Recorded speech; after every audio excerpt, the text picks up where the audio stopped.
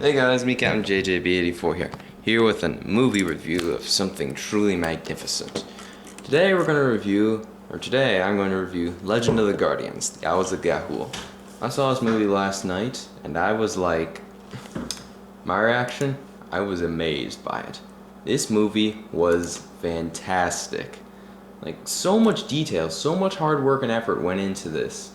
Like, the animation, the characters, the designs, the story, everything. It was just, wow, like, it was so nice.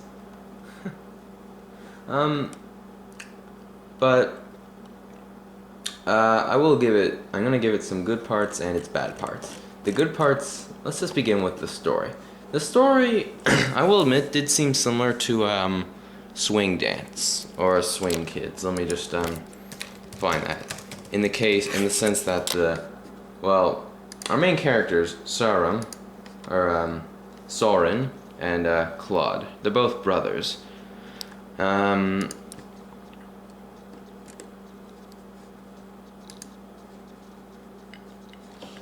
both brothers, and then one day, while they're in a bit of a fight, get knocked down their tree. And then they can't fly, they're young, get knocked down their tree, and then captured by two evil owls, the pure ones.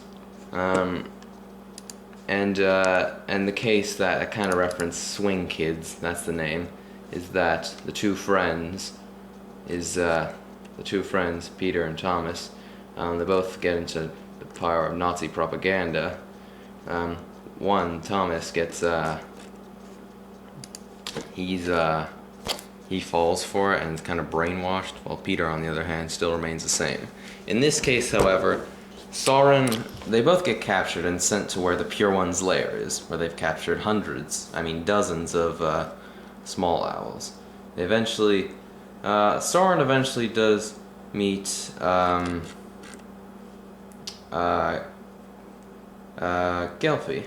a small little elf owl, an alpha owl as well. And then a friendship begins. As I was saying, Soren and Elfie escape. They get help from who do they get help with?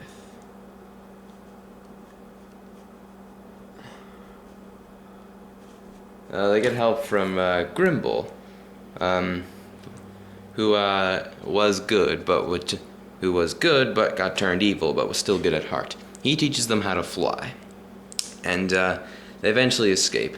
Claude, however, doesn't escape. He has the chance to escape with them, but he chooses to stay. And then he gets brainwashed. Naira, who's the female villain, is the wife of Metalbeak, the evil Metalbeak, who is essentially there to brainwash the small owls and doing their dirty work and having some join and become part of his army. Claude does get brainwashed out of hell. I mean, like, he believes Soren is weak. He brainwashes his little sister into it, and just Naira fills his head with lies. Now, I thought at first the way this was going to end is that Claude eventually learns that this isn't right, I can't do this, in reference to, I guess, Bionicle 3, but it wasn't. He actually remains evil throughout the entire movie, which is good and bad. Gives a little more originality. The bad side is it's a tad cliched to a certain point. And so, Soren and Elfie eventually meet Twilight and Digger. Digger is a bit of a crazy owl, but he was one of my favorite characters.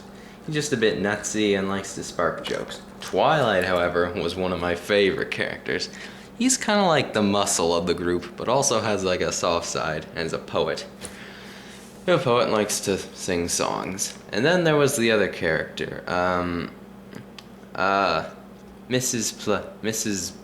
Blithiver, or I don't know. Mrs. Snake, I'll call her.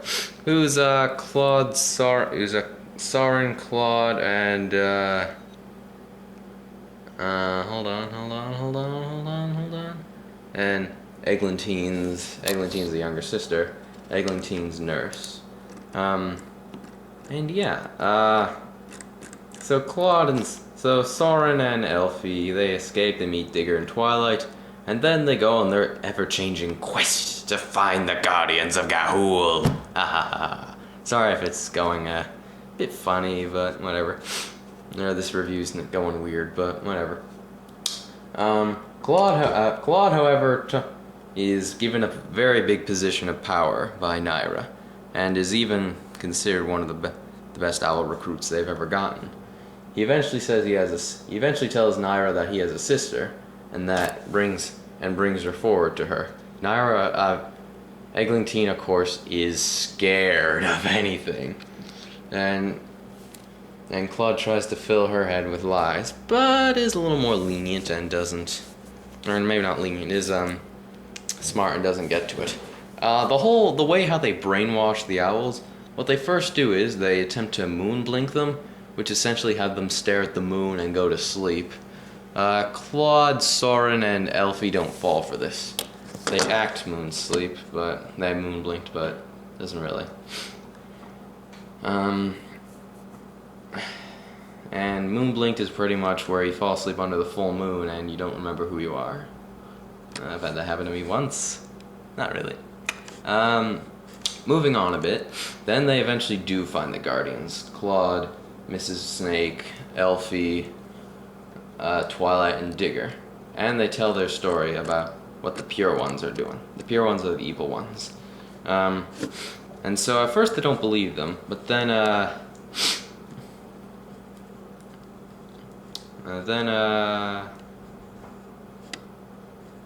who else? Is this Spotted Owl? Oh. But then, they get 3 Guardians to go there and see if what they're saying is true. They go there, and 2 of them get killed off. One of them escapes with Eglinton. That's funny. Eglantine. Eglantine gets moon blinked, but then eventually gets back to normal. Knowing of the danger, the Guardians decide to strike. They raise their army of Guardians and Owls, and they're going to move out in a few days. Before we do get to that, before Eglantine does come back, we get a cool little montage scene playing To the Sky by Owl City. I will admit it was, I don't know, we could have placed any montage music in there, but it fit, it was cute. I liked it. And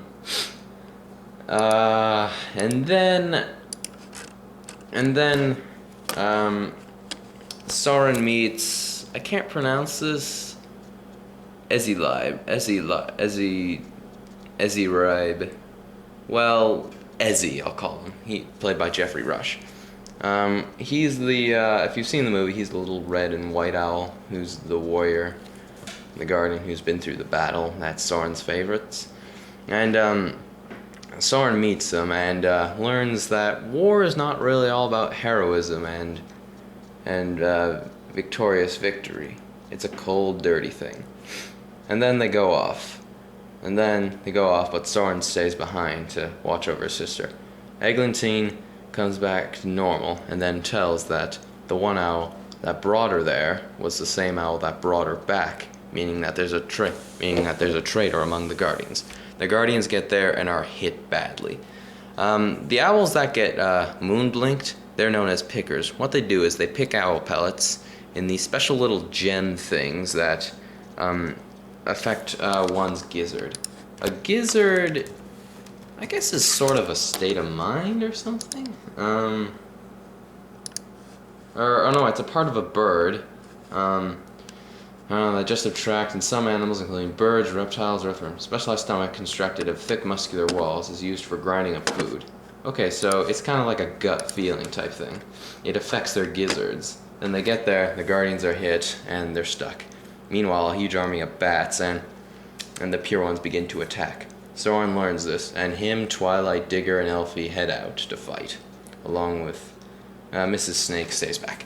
They get there, and then Soren comes face to face with his worst nightmare, Claude, who is ready to kill him. Ezzy, however, fights Metal Beak and Naira at the same time. Well, Naira kind of leads the charge and does other stuff. Apparently Ezzy and the Metal Beak had a big fight back in the day, which is Soren's favorite battle, and took Metal Beak's left eye. Soren's here and Metal Beak took part of Ezzy's left eye. You do see it, it's pretty nasty looking though. And then then they fight. Going fairly well, but also pretty bad at the same time. Soren and Claude, on the other hand, their battle didn't go too well. Battle's not going too well. Claude has the upper hand due to the immense training and brainwash that he's been through.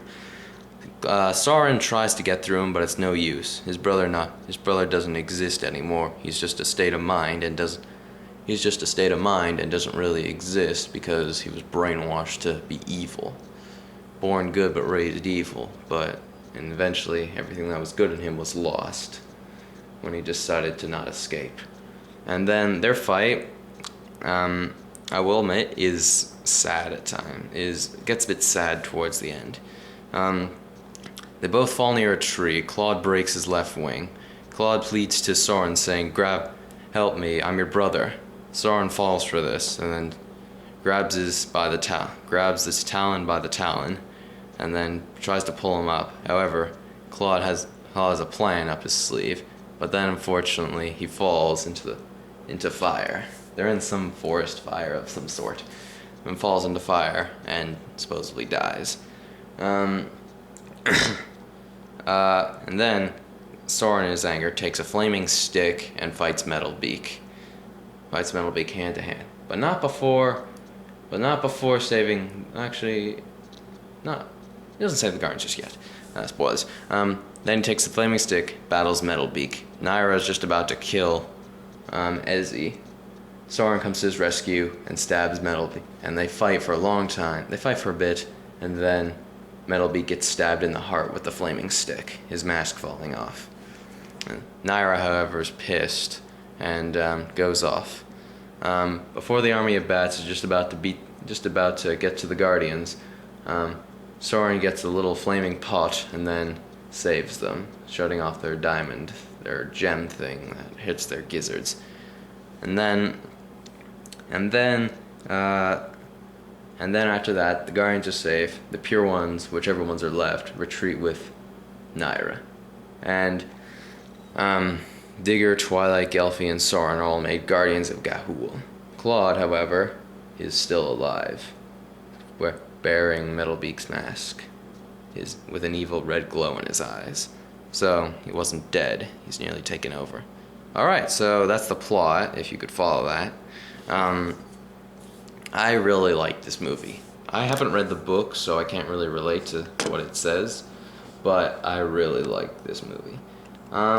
It's maybe not the greatest animated movie I've seen this year. It's still a toss-up between Toy Story 3 and How to Train Your Dragon, but I will admit, I really liked it. The animation was fantastic. Like, I wasn't just looking at animated figures, I'm looking at actual owls. They looked, acted, and were owls, just talking, in their own world.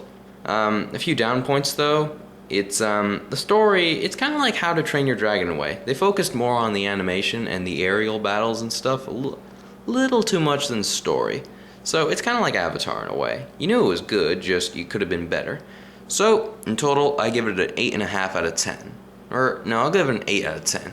I really liked it. I recommend you go see it. Animation is fantastic. Like, there's one, they got a lot of bullet time in there, but it's bullet time done well, where it's just slow motion and then recedes to normal, rather than slow motion then fast forward. So, I recommend you go see it. You won't regret it. It's worth it. The 3D is fantastic in it, so I'd recommend you go see it. It will be perfect for the whole family, or just you and your friend. That's my thoughts on it. Hope you enjoy it. Hope you enjoy the review. I hope you see it. And, well, see ya. 8.5 out of 10. See ya.